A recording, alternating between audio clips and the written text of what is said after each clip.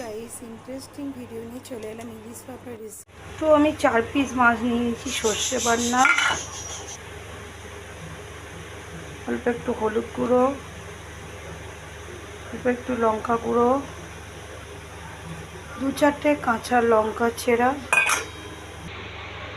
স্বাদ অনুযায়ী লবণ, বেশি করে সর্ষের তেল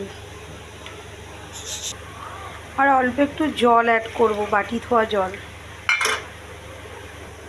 ভালো করে একটু নাড়ানাড়ি করে ভাপে দিয়ে দেব। বসিয়ে দিলাম, এবার একটু ঢাকাটা দিয়ে দেব।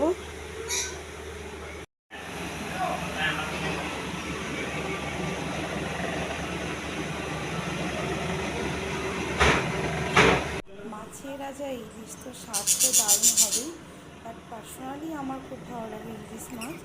তো আমি খুবই ইজি পদ্ধতি দেখালাম, কড়াইতে দেখালাম, অনেকেই টিফিন বক্সে করে থাকে।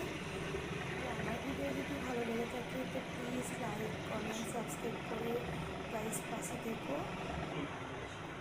দেখো গাইস কত সুন্দর হয়েছে, লুকটা দেখে নাও।